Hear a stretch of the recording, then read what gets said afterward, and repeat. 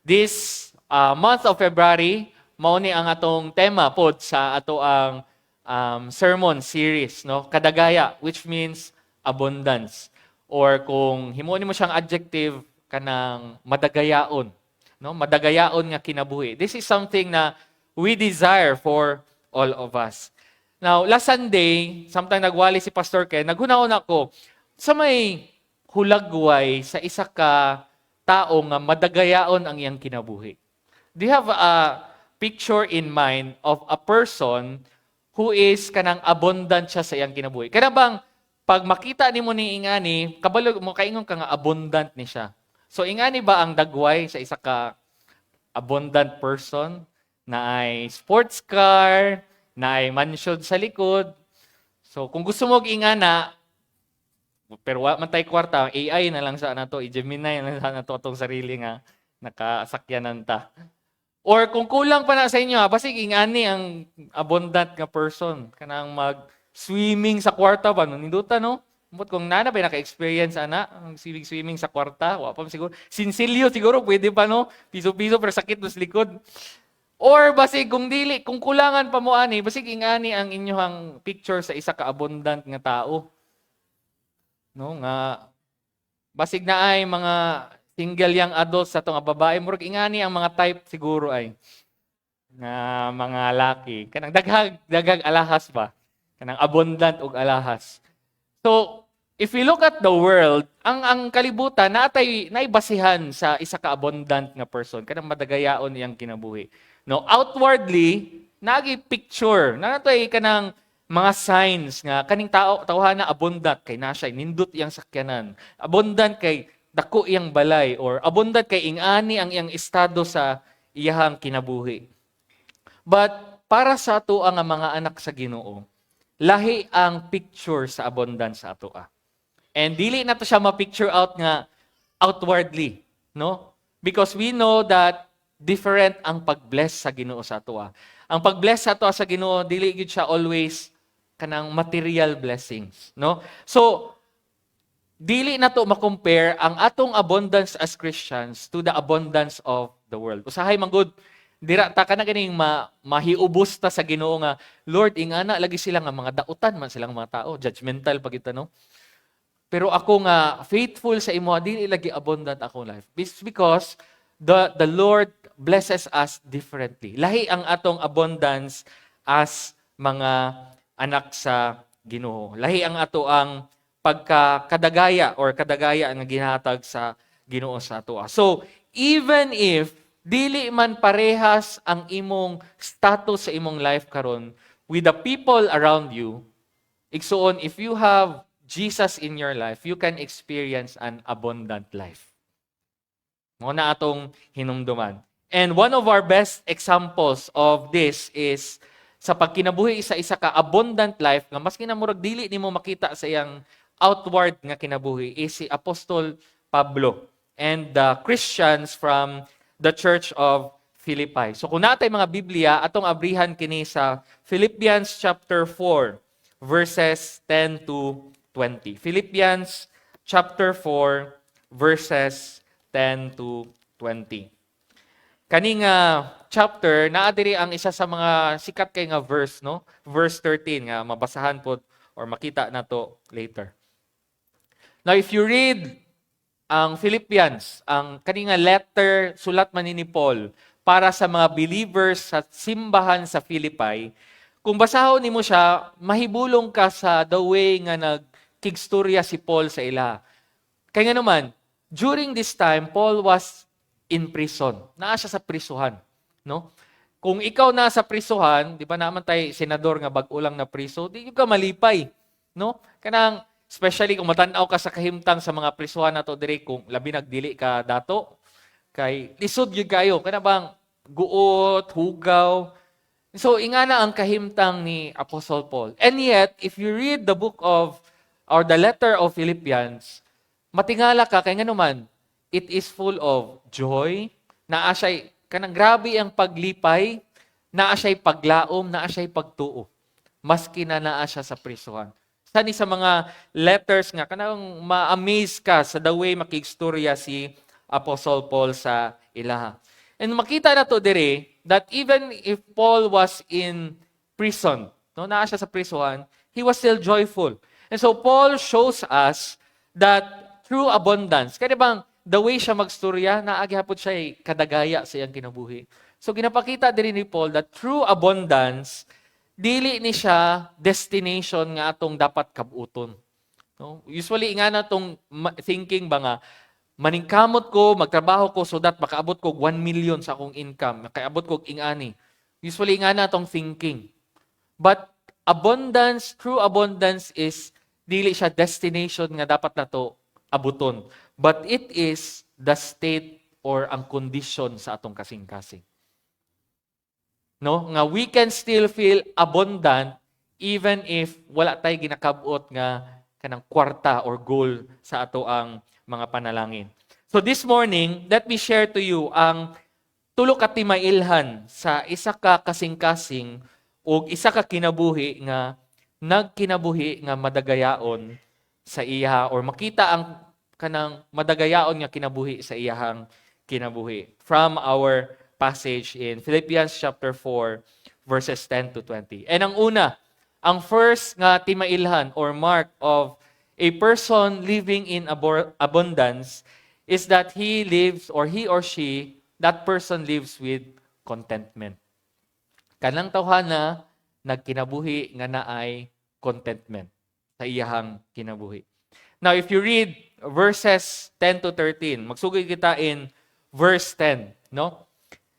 Diri sa closing statement ni Paul para sa mga believers, he takes the time para magpasalamat sa iya. Isa sa iyang mga tumungyod sa iyang pagsulat is maghatag siya og pagpasalamat sa mga believers dito sa Philippi. O magpakita sa iyang kalipay paunsa nahimong concerned ang mga kaningang mga Christians sa iyahang ministry, no? Isa ang church sa Philippi nga kanabang nahimo gid silang kanang consistent nga supporter sa buluhaton ni Apostol Paul. Of course, gikan man sa Ginoo nga gipabuhat kang Apostol Paul, pero ang ilang gisuportahan ang buluhaton ni Apostol Pablo. Now, just like many nga mga full-time nga mga ministers, kani sila wala ni sila sarili nga income. Usahay gasalig lang gid sila sa suporta sa mga kasimbahan sa ila or kanang mga ginaministrihan nila nga mga churches. Sadly, daghang mga pastors ang take advantage no? Tungod kay naa sila spiritual authority, kanang gina-take advantage nila ang kanang mga members nila. I don't know if you've seen a video of a church. Salamat sa Ginoo dili sa alliance. No, isa ka church nga kung asa ang senior pastor during siyang wali naa siya diri habang gawali siya, iyang gipanganlan kada member. And iyang gipangutana kung naghatag na ba sila sa ilang special offering. So for example, ikaw, Kenneth, naghatag na ka sa iyong special offering. In the pulpit in stage, panan gyud mga members, iyang gipangkasab-an kay wala pa nang hatag sa ilang special offering. So kanang isa na siya sa timailhan, mga red flag sa isa ka bantayanan nato nga church, no? Kay ang tinuod nga simbahan sa Ginoo wala taga-kwenta. Wala ang Ginoo wala pud nagakwenta sa ato no? Kanang pero of course kung natay commitment like for example ang ato ang pledges sa atong anniversary, ihatag yun nato na no? Kay kita man nag-commit ana, dili na mo na dili ni pinugsanay sa inyong paghatag no. But that is our commitment to God. But here in comparison to this kind of pastors, makita nimo si Apostle Paul nga dili gyud kwarta-kwarta ang iyang ministry. Wala siya nag-ministry for money. Nga naman, kung tanaw nimo ang verse 11, siyang gi-clarify sa ilaha, nga wala siya nagpasalamat, wala ni niya giingon sa ilaha, so that muhatag sila og balik sa iha. Na mag-usahay nga na nga magpasalamat, kay para muhatag ka og balik sa ilaha. Pero si Paul, ana siya diri, wala na ko ni giingon para muhatag ba og balik sa ako. And then, mas gi-clarify pag yun niya in the following verses, in verses 12 to 13. Paul explains na sa iyang pagkinabuhi as a servant of God, unsa daw? Nakatuna niya ang sikreto sa pagiging content. I have learned the secret of being content in whatever situation. Kung basahon nimo, unsay ang giingon dira, ana siya whether naa siya'y support or wala, whether busog man siya or gutom, whether naay sulod ang iyang pitaka or wala. Unsay ang ingon? Verse 13. Kaya niya himuon tanan nga ginapabuhat sa Ginoo sa iya because he knows that whatever situation man nga naa siya, the Lord is there to give him strength. No?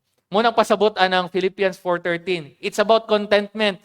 Nga Lord, wala nag-ingon si Paul nga tungod kay kulang ang support, dili na kumubuhat sa ministry. Dili. Paul is saying, whatever my situation, muhatag man mo or dili sa kuha, mubuhat ko sa ministry. Kaya na ko buhaton ang ministry. Kaya nga naman, na ang Ginoo nga mutabang sa ako. Notice the word, ang ingon ni Apostle Paul, I have learned to be content. No? The secret to be content.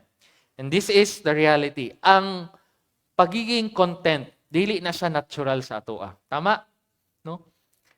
Sa atoang kalibutan karon, people are kanang always looking for more. No? Kanang ganing mentionan po data na ko kaning grind mentality, grind kanang trabaho kung unsay pwede sudlan nga racket, pila na ka work ang imong gisudlan kay you want to get the most out of your life diri sa kalibutan. No, ingana ang thinking. Especially pag mutan-aw ta sa ato ang mga kauban nga grabe na ang pag-grow sa ilahang kinabuhi, inya kita murag nagpabilin, same lang gihapon. May pa sila nindot ilang balay kami ang buslot sa among kisami wa gihapon na ayo. May pa sila nindot na silang sakyanan pero pamiliti pang tricycle galisod pa ko.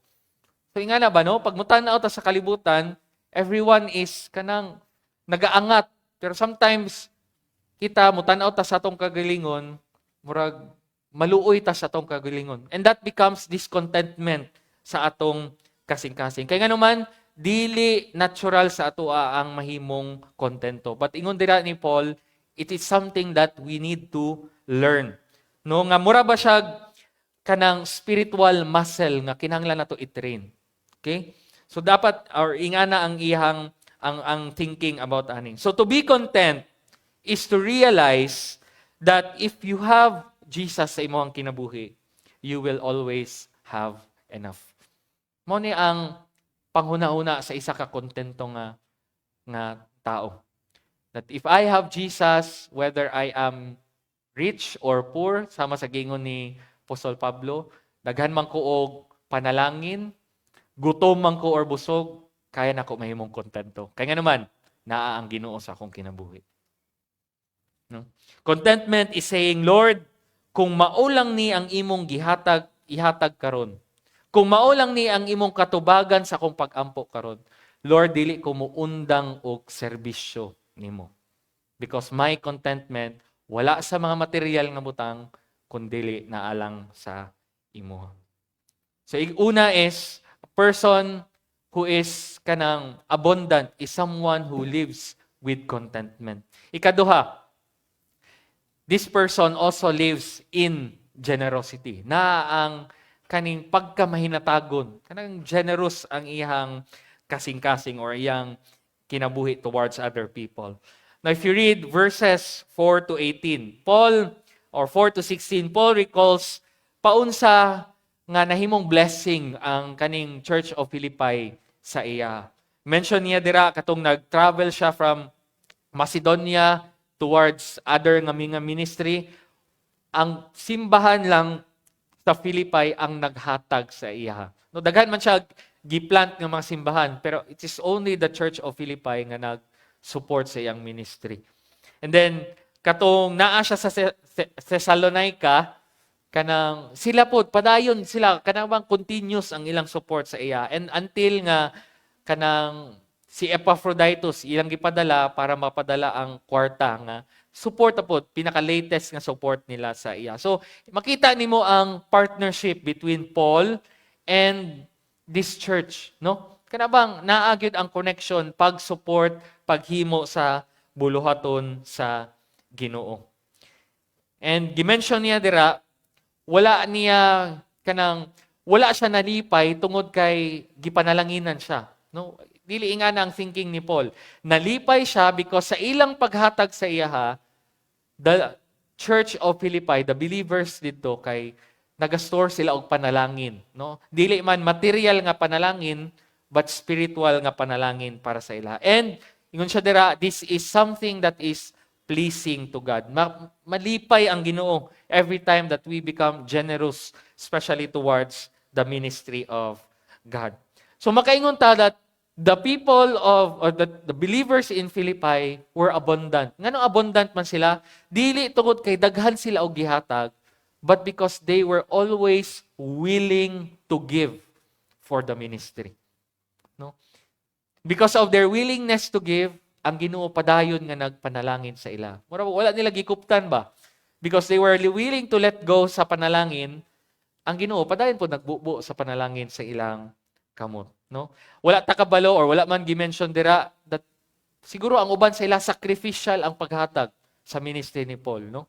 Kana bang pwede na unta para sa ila pero tungod kay gusto sila mahimong generous towards the ministry, ilang gihatag sa ministry ni Paul. Brothers and sisters in the Lord, ang tinuod na abundance is dili kung unsa ang naa sa ato karon.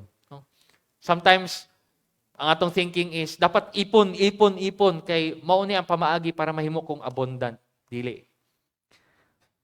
Dili sa kung unsa ang nasa ato karon, but in what you are willing to give to the Lord. Kana bang Lord, kana bang thinking or kana bang panghuna-huna mindset nga Lord, tanan ning panalangin dili ni ako Siguro nagtrabaho ko para ani, but tanan ning mga blessings this comes from you. And ang Ginoo ang naikatungod nga moingon kung para asa pud siya mo adto. That is true abundance. Kana bang kaya nato mo let go sa panalangin sa Ginoo tungod kay gusto sa Ginoo nga ihatag nato. Kana ba you learn to realize na dili sa imuha na kwarta pero blessing na sa Ginoo na gusto pod niya i-share nimo sa uban, naa diha ang tinuod nga contentment and kalipay. Medyo ulaw man i-admit, pero ako makaingon ko sa akong sarili nga wala ko nagtubo nga generous nga person. Na kabalo mangyud ko sa kanang mga generous nga mga tao. And ako, even if naami sa Christian family, wala ko nag-grow as a generous person. Katong sa una, katong naapami sa Bible school, akong parents were teachers sa Maabsi, lisod gyud ang kinabuhi. No? Sa Bible school, dili constant ang support sa kung gamay og estudyante, gamay ra pud ang usually madawat sa mga teachers. No? And so, the only way nga naka-eskwela ko og private school is because of my lolo and my lola sa side sa akong mama. Sila ang nag-desire gyud nga makagraduate mi og private school. But since na ako sa private school, kinsa man ako mga kauban dito. Mga naay kwarta. So mga kwartahan. So how can I be generous sa ilaha kung ako mismo dili mi kwartahan, unya sila ang kwartahan. So usually sila gid ang mo share pud sa ilang blessing sa amwa. So kung naa ako'y gamay nga blessing, usually ginasarili lang gyud ako na kay nganuman gusto ko mo abot sa ilang level ba? Gusto ko maki-level sa ilang nindot silang sanina, ingani ang brad sa ilang sanina. So, murag gusto po ko nga, balag dili gyud pantay, basta mas kinagamay lang. No?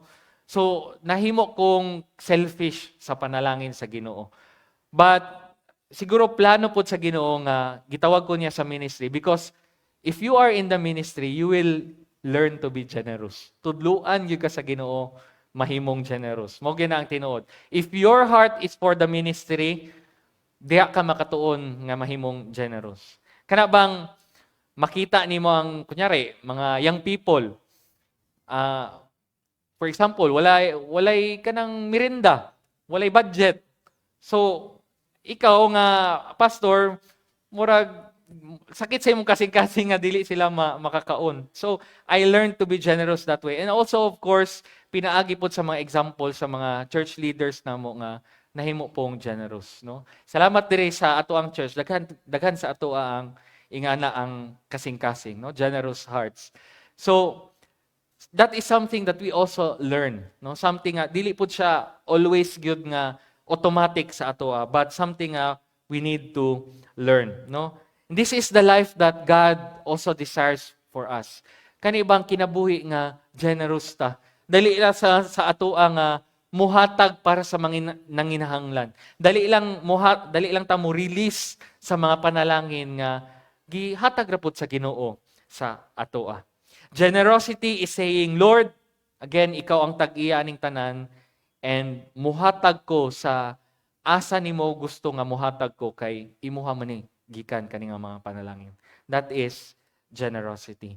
So to live in abundance means we are also living generously. Kana bang mahinatagon ta sa mga kauban nato sa balay, mga silingan nato siguro pwede, and also of course diri sa ato ang sa buluhaton sa Ginoo diri sa simbahan. And ikatulo, lastly, is this person lives with hope. Naa siya'y paglaom. Paul ends ang iyang kanang letter sa ila, kani nga section, by declaring a promise na kitang tanan pwede pud nato lauman isip mga anak sa Ginoo. And what is this promise? Na ang Ginoo ang magasupply sa tanan natong panginahanglan, dili based sa kung pila ang atong income. Dili based sa kung unsa ang atong estado sa atong kinabuhi. Pero unsay basihan sa Ginoo to bless us? Based on the riches of His glory in Christ Jesus.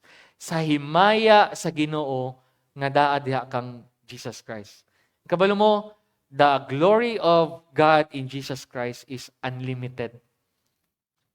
So say pasabot ana, abundant ang himaya sa Ginoo in Jesus Christ because of what Jesus did for us. So say pasabot ana, God is able to also bless us abundantly. Kaya naman abundant ang glory sa Ginoo diha kang Jesus. I know normal raman jud nga maguol kitang tanan sa mga atong mga panginahanglan.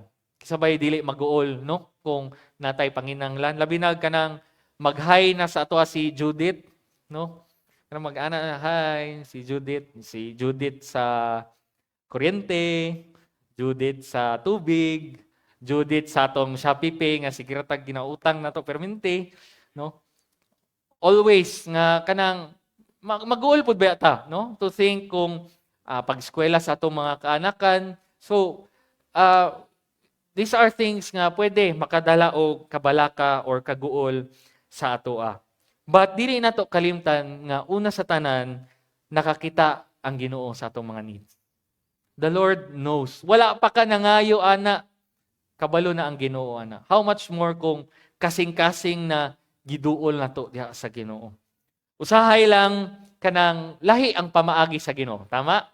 No? Usahay makaingon ta nga, Lord, kanang gusto man ta kog ingani, pero nganong ingani man ang imong gihatag, no? Because the Lord is sovereign, no? Ang pag-meet niya sa imuhang need, usahay lahi sa imuhang expectation. But He still meets our needs. Usahay lahi ang timing sa Ginoo sa ato ang timing. No? Usahay kanabang kanang gusto sa Ginoo mas musalig pa ta sa iya. Sometimes maybe kulang pa atong pagtuo. Maunang dili nato makita ang katubagan sa atong pag-ampo. No, maybe again maunahan ta og mga doubts, fears sa atong kasing-kasing. Maunang dili nato makita nga gitubag na gay sa Ginoo ang atong mga prayers. So let us remember na if naa kay gikinahanglan sa imong pagsunod sa kabubuton sa Ginoo para sa imong kinabuhi, rest assured that if you have Jesus in your life, i-provide yun na niya. No? Nga naman, ang gusto sa Ginoo that you will finish what He has started in your life. And so para mahumana nimo ang iyang gisugdan sa imong kinabuhi, He will provide what you need to finish that race. So ang atong kinahanglan lang is, unsa man, musalig, mutuo, og ibutang nato atong paglaom, ang atong hope diha sa Ginoo. So dili ta angay as Christians magkinabuhi nga kanaganing dali ra kay ta mabalaka, dali ra kay ta maguol. Okay ra man ang maguol ta. Pero kana ganing magpabilin ang kaguol sa atong kasing-kasing, nganuman na ay promise ang Ginoo sa atoa nga pwede nato kuptan. Pwede nato kana bang Lord saligan gyud nako ni imo ang promise sa ako nga i-provide nimo ang akong mga panginahanglan. Ingnay mo katapat. Sige, tingin mo katapad, wala man ka kabalo sa iyang situation sa iyang life karon. Praying na siya, the Lord will provide. Nga naman, promise na sa Ginoo. We are following the will. Kung naata sa kabubuton sa Ginoo, ang panalangin sa Ginoo, mag-uban pod ka nato. That is His wonderful promise sa atoa. To live in abundance is to live with hope. Living with hope is saying, Lord, I will trust in your timely, I will trust in your sufficient nga provision para sa ako ang mga panginahanglan. As children of God, dili parehas ang atong abundance sa kalibutan. That's the reality nga dawato nato. Ang pagpanalangin sa atoa sa Ginoo dili parehas sa kalibutan. Basin moingon pa gani ang ubang tao nga sunod-sunod ka ng imuhang Ginoo, wa man gani ka na dato, kasi na nakadungog ana. Mo ana siguro uban sa atoa. Sige kag simba-simba, wa jud ka na dato ana, gitrabaho pa siguro na nimo Domingo. No? Sometimes ingana atong madunggan. But kita nga nagabasa sa pulong sa Ginoo, nagaampo, nagasimba, kabalo ta sa kamatuoran. That true abundance, asa nato makita, it's found when we live with contentment. Kung magkinabuhi ta nga kontento ta sa gina-provide sa Ginoo, we can experience abundance. If we live with generosity, kana bang willing ta mohatag sa Ginoo so that the Lord will continue to bless us as well, that is true abundance. And to live with hope. Kana bang dili ta mabalaka, dili ta maguol og pag-ayo tungod kay naang promise sa Ginoo nga permanente nato makunitan. So kung naa sa imo si Jesus, you can have an abundant life. So if naa sa imo si Jesus, you can live an abundant life. Masking unsa pa man ang imong kahimtang karon, naa ka sa kasagana or kawadon, naamang kay daghang kaunon siguro or dili sama ni Paul, you are in plenty or in want, we can live abundant life because Jesus is with us, no? Naa ang Ginoo sa ato ang kinabuhi. So why don't we declare ang same nga declaration ni Paul, no? In Bisaya, kay mga Bisaya man ta, no? Nga himuon nato ni nga murabag kanang panggunitan nga promise sa Ginoo sa ato ang kinabuhi. And this is something that we iingon nato sa atong sarili, especially sa mga panahon nga daghang pagsulay sa atong sa ato ang kinabuhi. So let us before that we can live abundant lives sa ama pa sa gingon, not because of what we have in our hands but because we have Jesus. So Philippians chapter or Philippos 4:12. Kita daw tanan mubasa ani, no? Same sa declaration ni Apostle Paul nga himuon nato siyang murabag encouragement sa ato ang kaugalingon. Sige, ready? Go. Nakabalo ko magkinabuhi diha sa kawadon o diha sa kadagaya. Kining tanan natun-an ko aron bisan unsa ang akong kahimtang, busog man o gutom, madagayaon man ang akong panginabuhi o dili, kontento gihapon ako. Mahimo ko ang pag-atubang sa bisan unsa nga kahimtang pinaagi sa tabang ni Kristo nga nagpalig-on kanako. What a wonderful promise para sa atong kaugalingon. And kana bang promise nga panggunitan diha sa Ginoo. That whatever situation we may be in, naa ang Ginoo nga permanente nato nga maduulan. As we end, let us reflect upon these questions. Kauban ang imuhang katapad, imong seatmate karon, I want us to reflect on these two simple questions lang, no? Sa tulo nga atong na-mention, asa dira ang pinaka gina-desire nimo, ginahandom nimo nga mas makita pagyud sa imong life this year 2026? Gusto ba nimo nga makita nimo og sa ubang tao nga kaning contentment sa imong life? Nga maski unsang sitwasyon, makaingon gyud ka, content ka sa imong life? Or gusto ba nimo mas makita ang generosity sa imong life this year? Or maybe you want nga mas makita ang kaning paglaom sa imuha nga naagyod ang hope ni Jesus sa imuhang kinabuhi. So mupili ta ng tulo, isa. No, of course kani man tanan pero pinaka gusto nato makita this year 2026. And unsa atong pwede nga mga steps nga buhaton para kana siya ma-develop sa ato ang kinabuhi. Kanang para makita gid siya ba, no? Makinabuhi gid nato siya sa ato ang tagsa-tagsa ka kinabuhi. So, ato ba nga imong katapat and then let's start sharing ang mga tubag sa ato ang mga pangutana.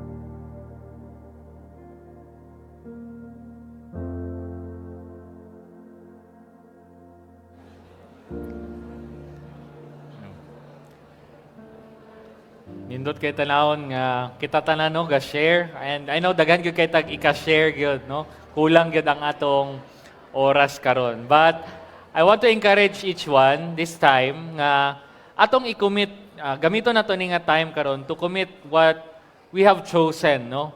Lord, gusto ko mas mahimong contented this year, or gusto ko mas mahimong generous, or gusto ko nga mas naay paglaom ang akong pagkinabuhi this year. So I want you to bow down your head, and then atong iampo kani sa Ginoo. Lord, tabangi ko unsa akong mga kinahanglan buhaton para naangay contentment sa akong kasing-kasing, makatuon ko mahimong generous, naa ang paglaom sa akong kinabuhi. Lord, tabangi ko. No, atong iampo na sa Ginoo karon, pakigsurya sa Ginoo, just you and God. Commit that to the Lord right now. And then after that, magampo ko sa ato ang tanan. Let us come to the Lord in prayer.